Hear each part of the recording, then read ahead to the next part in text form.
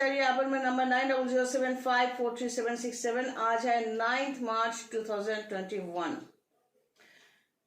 अगर ये वीडियो आप पहली बार देख रहे हो और ये वीडियो आपको अच्छा लगे और आप और भी वीडियोस देखना चाहते हो तो यहाँ पर वीडियो के नीचे कन्याश्री आचार्य लिखा हुआ है, यहाँ पर क्लिक करने से आप डायरेक्टली मेरे चैनल पे जा सकते हो और पसंदीदा जो वीडियोस है वो देख सकते हो। और भी एक रास्ता है, आप फेसबुक में जाओ, वहां पर फॉलो करने से क्या होगा, आपको जब भी यहाँ से कोई भी वीडियोस अपलोड किया जाएगा तो आपको नोटिफिकेशन मिलते रहेंगे।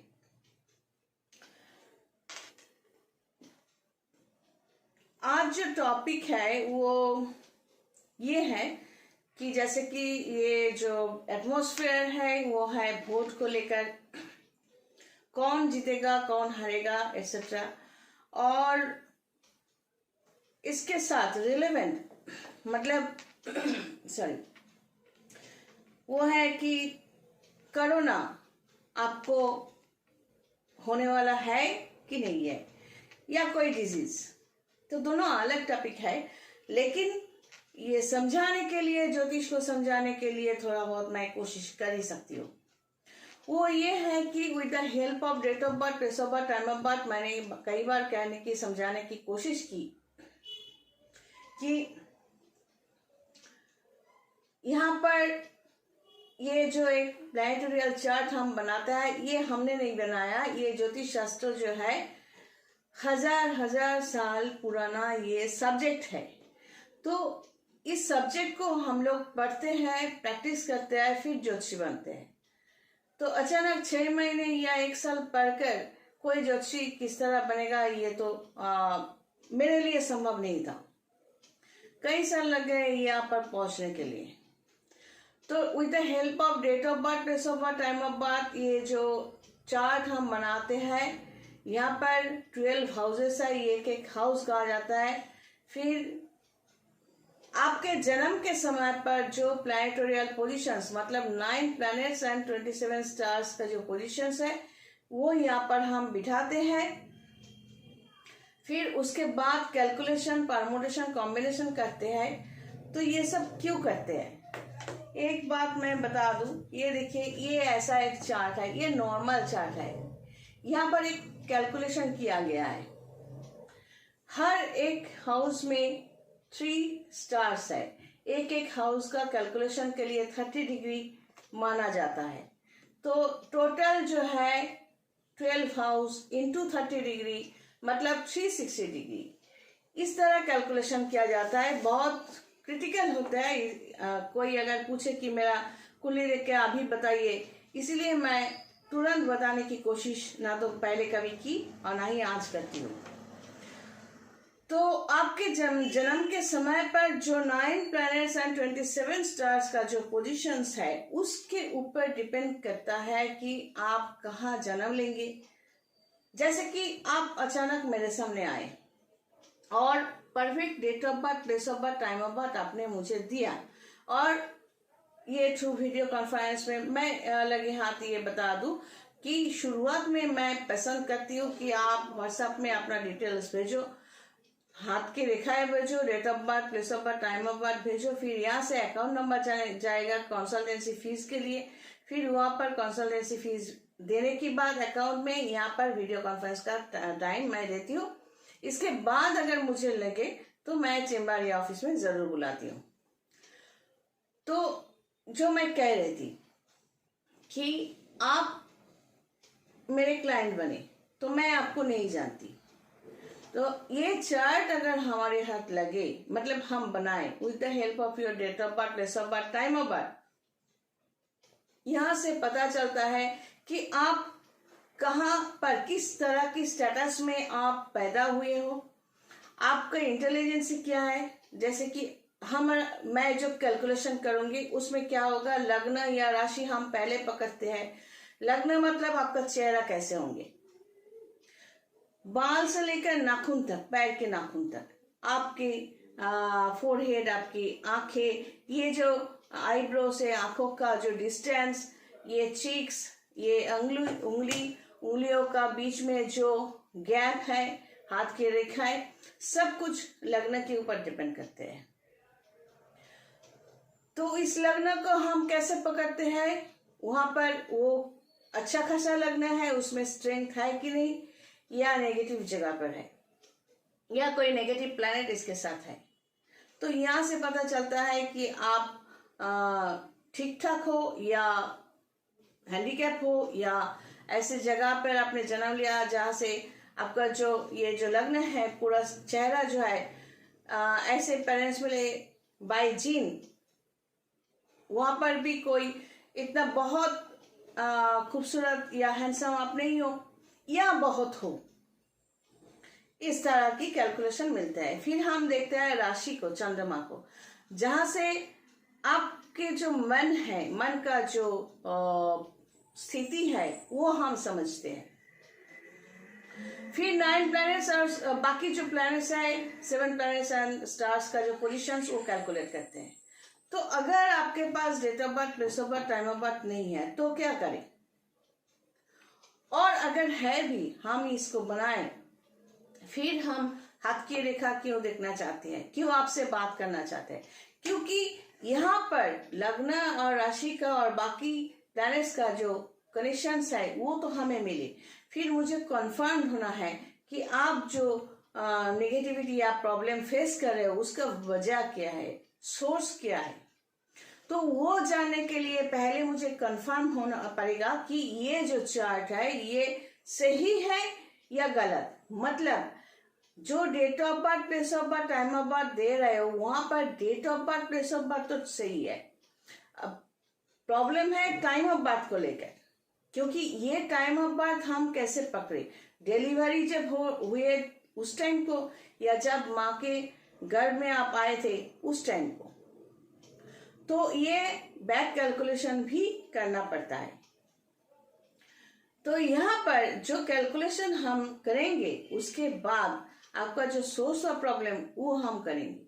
और आप अगर ऐसा है कि आपके सामने कोई प्रॉब्लम है, अब चली आती हूँ वोट को लेकर, कि आप वोट में खड़े हुए हो तो आप जीतोगे या नहीं जीतोगे।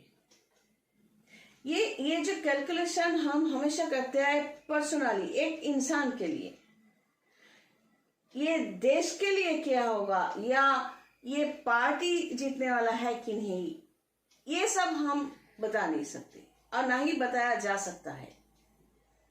अगर पार्टी की बात करें और अगर ऐसा कहे कि इस देश के लिए, तो हम ये पर्सनली ये कहना पसंद करूंगी कि अगर 100 करोड़ लोग हैं तो 100 करोड़ लोगों को जिसके जरिए बेनिफिट मिले हैं वो इंक्लाइंड होंगे उस पार्टी के तरफ। ये तो नॉर्मल बात है, सभी जानते हैं, इसके लिए ज्योतिषी की जरूरत नहीं है।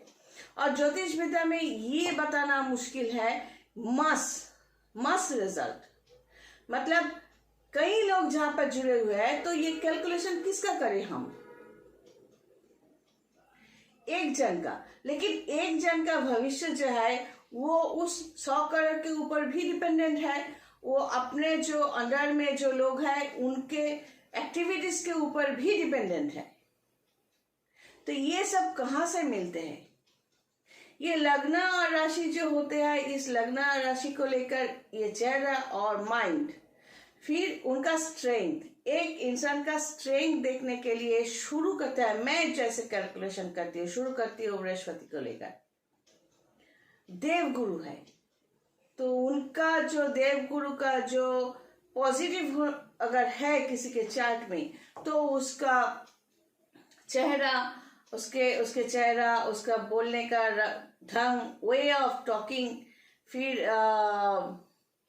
एवरीथिंग, उसका जो आदत 24 आवर्स की, वो ज्यादा साउंड पसंद करते हैं कि नहीं, वो कितना सिस्टमेटिक है, ये कई कुछ जुपिटर के ऊपर, बृहस्पति के ऊपर डिपेंडेंट है।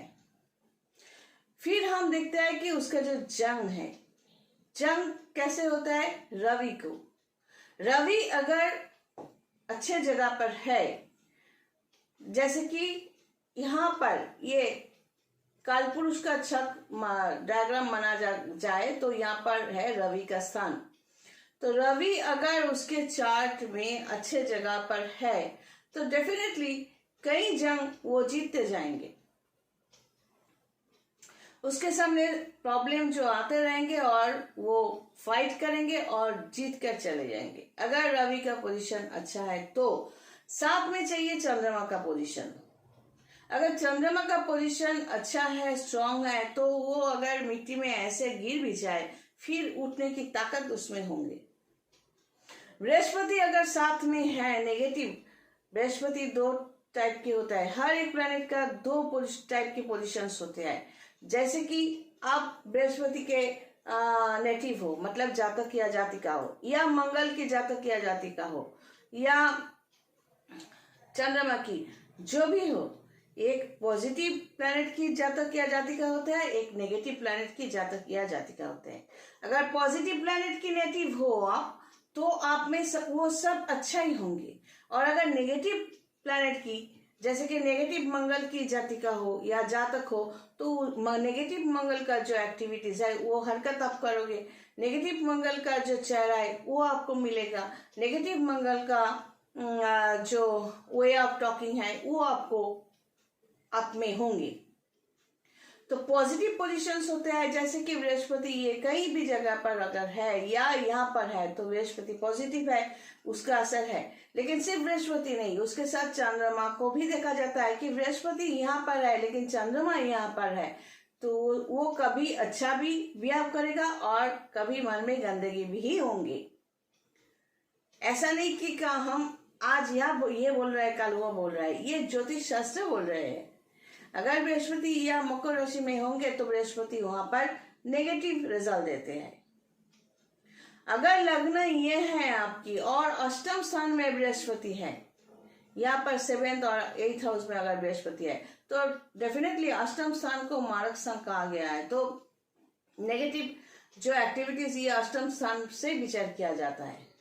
तो ये जो वोट को लेकर कई सवाल होते हैं, इंडिविजुअली अगर आपके हाथ में या कुंडली में रवि के स्थान अच्छा है, बृहस्पति का स्थान अच्छा है, और दशा, अंतर्दशा, प्रतंत्र दशा, शुक्र दशा, प्राण दशा, ये जो दशा अगर उसमें अगर पॉजिटिव प्लैनेट्स है तो आप कोई भी जंग जीत सकते हैं। और अगर इसमें एक भी नेगेटिव प्लैनेट आपको मिल जाते हैं तो प्रॉब्लम आपको फेस करना पड़ सकता है, और ऐसा भी हो सकता है कि किसी भी जंग में आप जीत नहीं सकते। तो ये आप ही का कर्म का फल है, पिछले जन्म का, जैसे कि रीइंकार्नेशन को लेकर हम बात कर रहे थे। तो ये आप ही का ये जो कुंडली है ये आप ही का है, जीतना है तो आप ही को है। आप किस तरह कि लोग आपके अंडर में हैं, उनका एक्टिविटीज कैसे आप पकड़ेंगे, 3rd हाउस है। अगर ये लग्न है आपकी तो 3rd हाउस है।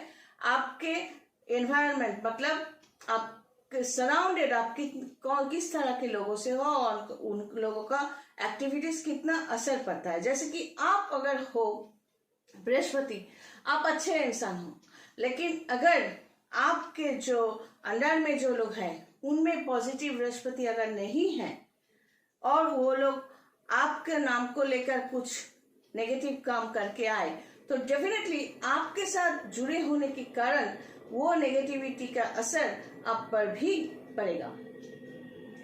तो आप तो जुपिटर हो, पॉजिटिव जुपिटर हो, आपका जुपिटर यहाँ पर है, आप अच्छे हो। लेकिन देखा जाएगा अगर ये लग्न है और ये लग्न में अगर पॉजिटिव बृहस्पति है या पॉजिटिव बृहस्पति यहाँ पर है, मतलब आपका बृहस्पति उच्च स्थान पे है। लेकिन अगर ऐसा है कि 1 2 3 3rd हाउस में अगर राहु बैठा हुआ है या मंगल बैठा हुआ है या कोई ऐसा नेगेटिव प्लैनेट या केतु बैठा हुआ है, तो अंदर से कोई ना कोई आपको आप सबोटाज करेंगे। मतलब आपके साथ रहकर आपका जो फेम है उसको डिफेम करने की कोशिश करेंगे। तो किसी भी जंग जीतने के लिए जिंदगी में आपको क्या करना है, दिमाग को खाली रखना है ताकि सब कुछ आप यहाँ पर नोट कर सको। कान को खाली रखना है, सब कुछ सुन सको। आंख को खाली रखना है, अगर खाली रखोगे तो ही ना बाहर से इनपुट होगा। तो ये है किसी भी वोट, तो एक बस ये वीडियोस के लिए मैंने कहा, लेकिन वोट को लेकर मैं बात नहीं कर रही हूँ। कोई भी जंग जीतने के लिए खुद को सब कुछ खाली रख के मैदान में उतरना पड़ता है। खाली मतलब एकदम खाली की बात नहीं कर रही हूँ, खाली मतलब नया कुछ आए, अंदर आए और उसको आप क्रिटिसाइज करो। इस तरह अगर कोई भी चले तो कोई भी जंग जीत सकते हैं। ये मैं बोल रही हूँ कि कोई भी जंग आप जीत सकते हो, ये बहुत जरूरी होता है। और यहाँ यही से हम कोरोना की बात कह सकते हैं कि यहीं से बीमारी की जगह 6 हाउस में देखा जाता है। 6 हाउस कैलकुलेशन होता है, मतलब 1 2 3 4 5 6 6 हाउस कैलकुलेशन होता है अगर ये लग्न है तो। और इसके साथ 8 हाउस कैलकुलेशन होता है और 12 हाउस कैलकुलेशन होता है, और इसके बीच में इसका ब्रांच ढूंढकर ये कैलकुलेशन परमुटेशन कॉम्बिनेशन करना पड़ता है कि आपके जो हेल्थ है उसमें और सारे और डिजीज होंगे या नहीं। जैसे कि देखा जाता है एक प्लैनेट है जिसका खराब होने से किसी को शुगर होते हैं, तो वही बात है कि हम जो देख के बताते हैं किसी को बताते हैं, इस तरह कोई अंदाजा से नहीं बोलते। वो चेहरे पर उस प्लैनेट का डेफिशिएंसी अगर पता चले तो हम समझते हैं कि उसको शुगर है। ये कनेक्शन है। हाँ, तंत्र सिस्टम का या साधना का एक पावर तो होते ही है, वो अलग बात है। लेकिन यहाँ पर अगर 6 हाउस 8 हाउस एंड 12 हाउस का कनेक्शन मिल जाते हैं तो सीरियस डिजीज होते हैं। तो ज्योतिष शास्त्र जब बनाया गया था तब कोरोना का पोजीशन वहां पर नहीं था, उन लोगों के पास, मुनि ऋषियों के पास नहीं था शायद, इसीलिए कोरोना का उल्लेख जब हम लोग भी सीख रहे थे उल्लेख नहीं किया गया था। लेकिन disease, serious disease, curable disease और नॉन क्यूरेबल डिजीज, मतलब बीमारी, इस तरह की बीमारी जो ठीक हो सकता है, इस तरह की बीमारी जो ठीक नहीं हो सकता है, इस तरह की बीमारी जो मार सकता है। तो कई तरह की बीमारी अगर कोई ठीक रहे है तो वो भी तो बीमारी है। तो अगर लग्न का स्ट्रेंथ किसी के पास है, राशि का स्ट्रेंथ किसी के पास है, लग्न में कोई इविल प्लैनेट नहीं है, तो वो बीमारी ओवरकम कर सकते हैं। अगर उसका नेगेटिव मतलब अष्टम स्थान में उसका लॉर्ड कौन है देखना पड़ता है। अष्टम का लॉर्ड अगर नेगेटिव स्थान पर उसी टाइम पर नहीं हो तो कोई भी बीमारी हो तो थोड़ा बहुत टच करके वो निकल सकते हैं।